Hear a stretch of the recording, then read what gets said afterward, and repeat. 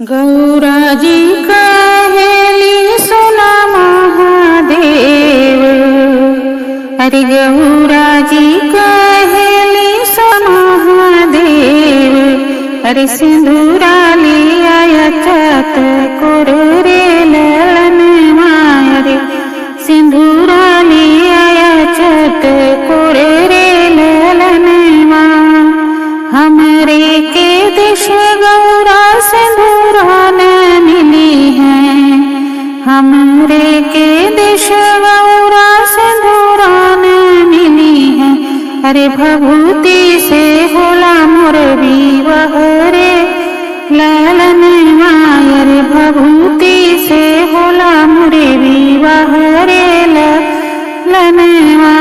गौरा जी कहेली सुना महादेव।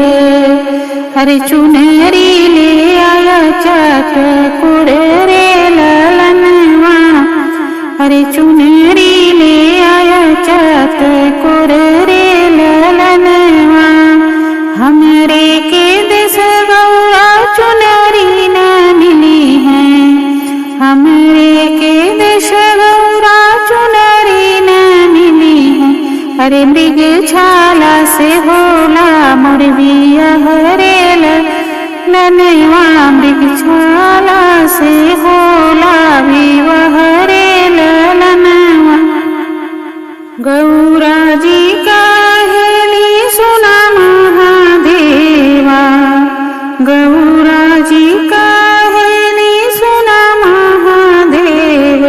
अरे हर वाले आया चमकदर रे ललन मारे। हर वाले आया चमकदर रे ललन मा। हमरे के देश गौरा हरवान मिली है। हमरे के देश गौरा हरवान मिली है।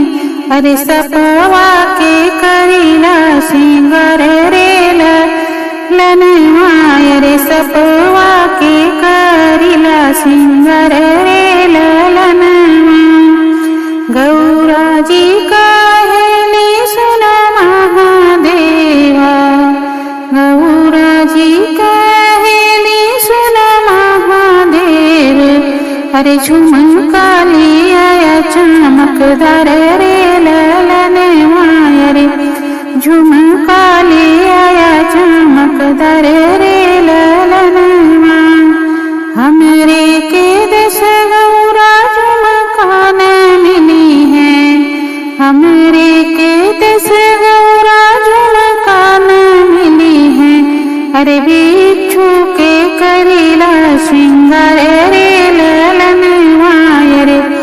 बिच्छू के करीला श्रृंगार रे ललन मा। गौरा जी कहेली सुना महादेव। गौरा जी कहेली सुना महादेव। अरे सिंदूरा लिया चत कुड़ रे ललन मारे। सिंदूरा लिया चत